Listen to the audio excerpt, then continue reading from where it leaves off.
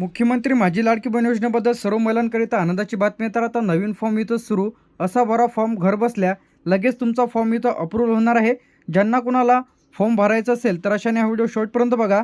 तर इथं आता अर्जाचा जो काही नमुना आहे त्याचप्रमाणे मुख्यमंत्री माझी लाडकी बहीण योजना अशा पद्धतीने इथं तुम्हाला फॉर्म भरायचा आहे. तर इथं तुमचा जो काही तालुका आहे त्यानंतर अर्जाचा नमुना कशा पद्धतीने इथं डाउनलोड करायचा आहे, त्यानंतर तुमचा तालुका जिल्हा तर इथं दिलेला आहे मुख्यमंत्री माझी लाडकी बहीण योजना जे की अर्थसहाय्य मिळण्याबाबत जे की तुम्हाला 1500 रुपये दरमहा इथं देण्यात येते. तर आता ज्यांना कोणाच्या लाडक्या बहिणीचं पहिलं वय भरत नव्हतं त्यानंतर आता त्यांना एज कंप्लीट झालेलं आहे. ज्यांचे कोणाचे रिजेक्ट झालेले आहे पेंडिंगमध्ये आहेत तर अशांनी नवीन अर्ज इथं करता येणार आहे. तर आता जे की तुम्हाला अर्जाचा नमुना अशा पद्धतीने दाखवलेला आहे. आता XYZ काय तर आता तुमचं जे काही नाव आहे ते तुम्हाला संपूर्ण नाव तुम्हाला इथं तुमचं नाव टाकायचं आहे.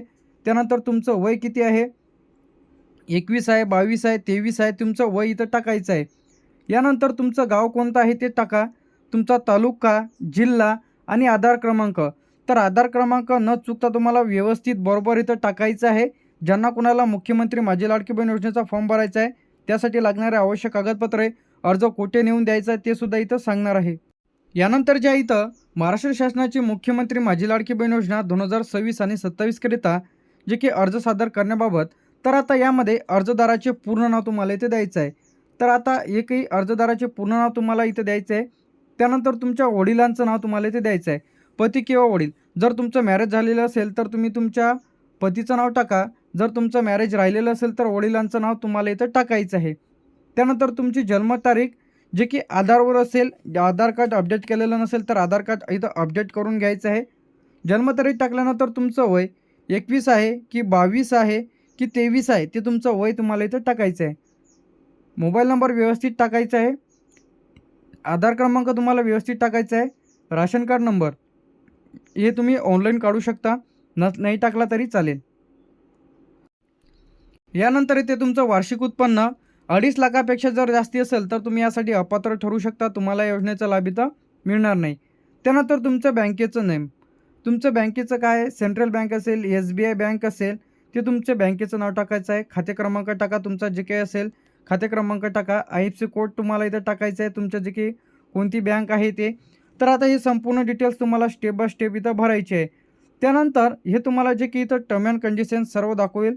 आता तुमची सही इथं तुम्हाला करायची आहे. तुमचं पूर्ण इथं नाव तुम्हाला इथं टाकायचं आहे.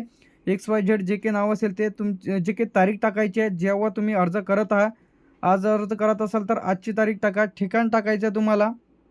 ठिकाण टाकल्यानंतर इथं तुम्हाला अर्जासोबत जोडायचे कागदपत्र. तर यामध्ये आधार कार्डची झेरॉक्स एक तुम्हाला सोबत जोडायची आहे. त्यानंतर रेशन कार्ड तुम्हाला सोबत जोडायचं आहे. उत्पन्नाचा दाखला तुम्हाला इथे द्यायचा आहे. त्यानंतर उत्पन्नाचा दाखला जर नसेल तर तुम्ही इथं तुमचं रेशन कार्ड इथं लावू शकता. काय रेशन कार्ड. त्यानंतर रहिवासी प्रमाणपत्र. त्यानंतर TC किंवा बर्थ सर्टिफिकेट.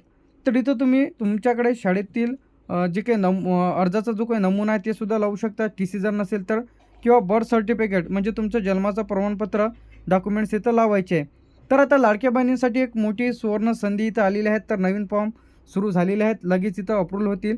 तर आता महाराष्ट्र सरकारची महत्त्वाची जी काही योजना आहे दरमहा तुम्हाला 1500 रुपये इथं देण्यात येते. तर आता नवीन नियम काय आलेले आहे नवीन फॉर्मबद्दल. तर आता यामध्ये कोण महिला जे की या महिलांनाच लाभ इथं मिळणार आहे. तर यामध्ये महाराष्ट्राचे रहिवासी असणे आवश्यक आहे. त्यानंतर वय त्यांचं 21 ते 65च्या दरम्यान असणे आवश्यक आहे. वार्षिक उत्पन्न मर्यादेमध्ये म्हणजे 2.5 लाखापेक्षा जास्ती नसावे. त्यानंतर बँक खाते आधारशी लिंक असणे आवश्यक आहे. सरकारी नोकरीत जे काही कोणतीही नसलेले पाहिजे म्हणजे तुमच्या कुटुंबातील जर कोणी सरकारी कर्मचारी जर असतील तर तुम्हाला अशा महिलांना लाभ इथं मिळणार नाही आहे. यानंतर यामध्ये कोण पात्र ठरतील. तर आता यामध्ये कोण अपात्र ठरतील. तर यामध्ये आयकर जे काही भरत आहे म्हणजे जो कोणी कर भरत आहे त्याचप्रमाणे सरकारी कर्मचारी असेल, पेन्शन योजनेचा लाभ घेत असेल, चुकीची माहिती जर दिली तर तुमचा अर्ज इथं रद्द करण्यात येईल. आधी जर या योजनेचा लाभ तुम्हाला घेत आहे त्याचप्रमाणे जर तुम्ही संजय गांधी निराधार अनुदान योजना, श्रावण बाळ, दिव्यांग अशा योजनेचा जर लाभ घेत असाल तर तुमचे पैसे तर बंद होणार आहे. तर आता आवश्यक कागदपत्र आधार कार्ड, बँकेचं passbook, ration card, mobile number, रहिवासी दाखला, TC, बर्थ सर्टिफिकेट जे काही डॉक्युमेंट्स तुम्हाला इथं अप्रूव्हलसाठी लागणार आहे. तर आता यामध्ये अप्रूव्ह लवकर कोणाची मिळत आहे. तर यामध्ये बँक पासबुक, आधार लिंक खाते व्यवस्थित असणे आवश्यक आहे. तुम्ही जे काही डॉक्युमेंट्स अपलोड केलेले आहेत ते स्पष्टपणे दिसले पाहिजे. चुकीची माहिती भरू नका. अर्ज एकदाच करा. बरेच जण काय होते, हा अर्ज अप्रूव्ह झाला नाही, 2-3 अर्ज करते, त्यामुळे त्यांचे अर्ज इथं रिजेक्ट होते. तर आता यामध्ये पैसे कधी मिळणार आहेत? तर आता अर्ज मंजूर झाल्यानंतर पैसे तुम्हाला डी-बी-टीच्या माध्यमातून तुमच्या जे काही बँक पासबुकला आधार लिंक आहे तर त्यामध्ये येतील. SMS द्वारे जे काही हप्ता इथं वितरित केला जाईल. तर आता अर्ज रिजेक्ट होण्याची मुख्य कारणे काय आहेत? कोणत्या कारणामुळे अर्ज इथं रिजेक्ट होते? आधार व बँक नाव जुळत नाही. म्हणजे आधार कार्ड आणि बँक पासबुकवरचं नाव जुळत नाही. म्हणजे नाव सेम नसते. आधारवर वेगळं आणि बँक पासबुकवर वेगळं. त्यामुळे डी-बी-टी इथं फेल होते. तर ते तुम्हाला बरोबर करून घ्यायचं आहे. बँक खाते आधारशी लिंक नाही. यानंतर दुसरा जो आहे त्यामध्ये बँक पासबुकला आधार लिंक नाही. त्यामुळे त्यांचे पैसे इथं थांबून राहते. म्हणजे तुमच्या खात्यापर्यंत पैसे इथं येत नाही. त्यानंतर चुकीची किंवा खोटी माहिती देणे. तर आता बरेच जण काय करते, उत्पन्नाचं वार्षिक उत्पन्न जास्त राहते तर ते कमी करून टाकते. त्याचप्रमाणे नावामध्ये चूक, जन्म तारखेमध्ये चूक, व्हेरिफिकेशनमध्ये इथं रिजेक्ट केला जातो. यानंतर वार्षिक उत्पन्नाची मर्यादा इथं ओलांडली राहते. कोणाचं वार्षिक उत्पन्न 5 लाख रुपये इथं राहते, पण ते 2.5 लाख रुपये टाकते. तर त्यानंतर त्यांची चौकशी केल्यानंतर त्यांचे फॉर्म इथं रिजेक्ट केले जाते. सरकारी नोकरी किंवा पेन्शनधारक जर कोणी असेल तर अशांचे अर्जदाराचे जे काही इथं रिजेक्ट केले जाते. आयकर भरत असलेले, जे काही ITR भरत असलेले जे काही जर तुम्ही आढळला तर तुमचे पैसे इथं बंद. एकाच कुटुंबामध्ये जास्त व्यक्ती जर लाभ घेत असेल तर यामध्ये 2 बहिणी, आई, मुलगी डुप्लिकेट जर अर्ज केला तर तुमचा अर्ज इथं रिजेक्ट होतो. कागदपत्रे अस्पष्ट किंवा चुकीचे. बरेच काय केलेलं आहे, चुकीचे डॉक्युमेंट्स इथं अपलोड केलेले आहे. तर आता ब्लर फोटो जर तुम्ही अपलोड केला किंवा अर्धवट डॉक्युमेंट्स तर तुमचं व्हेरिफिकेशन इथं फेल होते व तुम्हाला पैसे तर येणार नाही. यानंतर चुकीचं बँक खातं IFSC कोड जर दिला तर तुमचे पैसे इथं खात्यामध्ये येत नाहीत. आधीच जर तुम्हाला कोणत्या शासकीय 1500 रुपये दरमहा जे काही संजय गांधी निराधार अनुदान योजनेची मिळते, दिव्यांग, श्रावणबाळ, तर असे जे काही महिलांना योजनेचा लाभ इथं मिळते, त्या जर योजनेचा तुम्हाला पहिलेच लाभ मिळत असेल तर तुम्ही यामध्ये अपात्र ठरू शकता. तुम्हाला यामध्ये लाभ मिळणार नाही. अर्ज रिजेक्ट झाल्यावर काय करायचं राहते?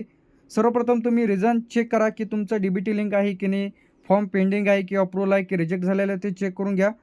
चुका दुरुस्त करा, एडिट करून घ्या. त्याचप्रमाणे लाडकी बहीण योजना अर्ज कुठे द्यायचा आहे? तर आता सर्वात सोपी पद्धत म्हणजे तुम्हाला अंगणवाडी सेविकेकडे तुम्ही तुमचा अर्ज देऊ शकता. आता तुमच्या जिल्ह्यांमध्ये सुरू झाले की नाही हे सुद्धा महत्त्वाचं आहे. तर आता ज्यांना कोणाला अंगणवाडी सेविका घेत नसेल तर त्यांना कुठे अर्ज द्यायचा ते सुद्धा सांगणार आहे. व्यवस्थित तुम्हाला तुमचा अर्ज इथं सादर करायचा आहे. अर्ज सादर केल्याच्या नंतर अर्जामध्ये विचारलेली संपूर्ण माहिती इथं भरायची आहे. त्यानंतर महिला बाल विकास, कुठं महिला व बाल विकास या इथं जाऊन तुमच्या तालुक्याचे किंवा जिल्ह्याच्या ठिकाणी हे राहते. तर तिथं तुम्हाला तुमचा अर्ज सादर करायचा आहे. कुठं? महिला व बाल विकास यांच्याकडे.